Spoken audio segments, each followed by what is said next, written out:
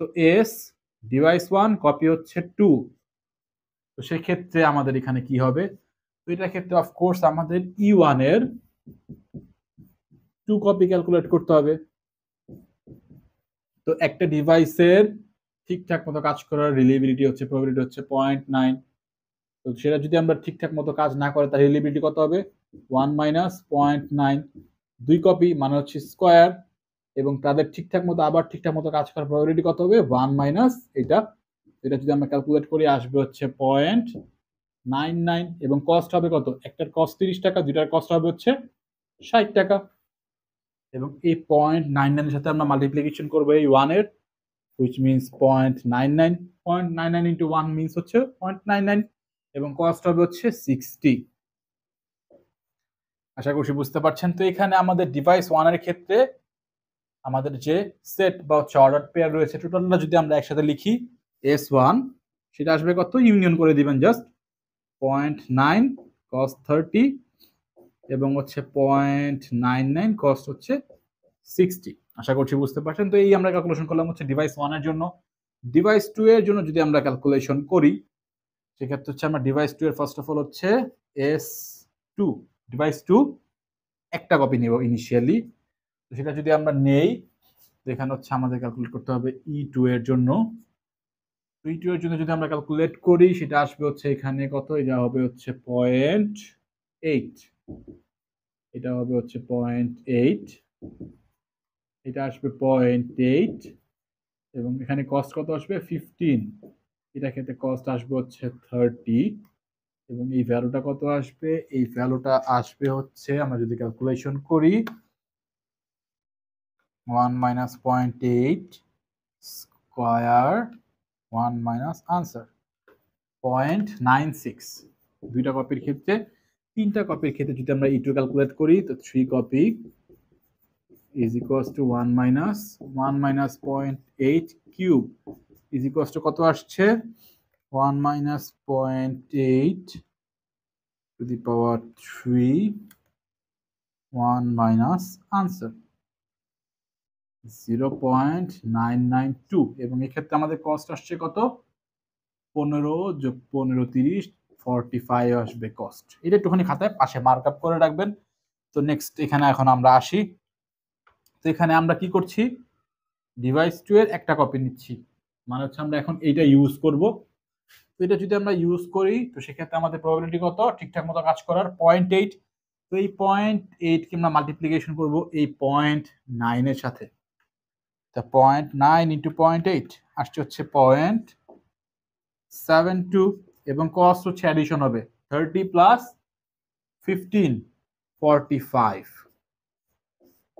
Next 0.8 into 0.99, 0.8 into 0.99, রিলেবিলিটি হবে হচ্ছে 0.792, এবং কস্ট হবে কত 60 প্লাস 15 75, রাইট?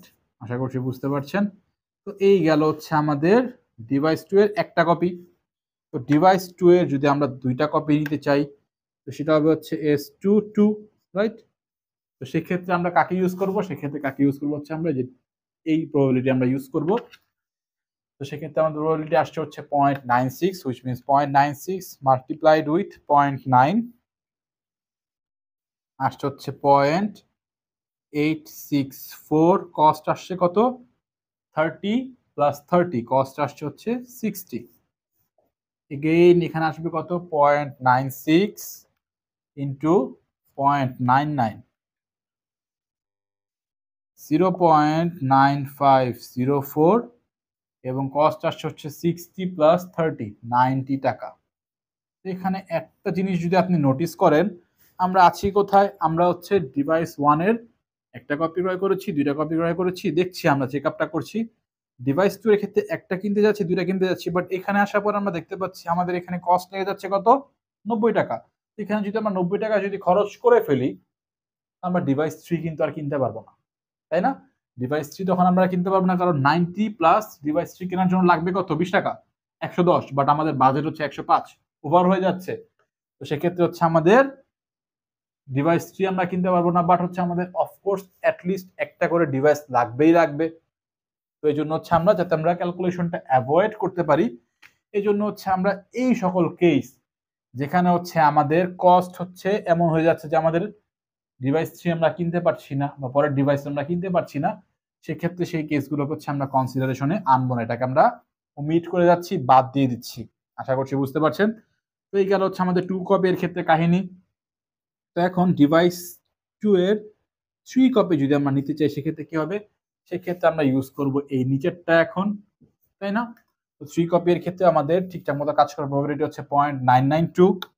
তো 0.992 into 0.9 which is 0.893 আসছে এখানে, এবং কস্ট হবে হচ্ছে 30 প্লাস 45 75,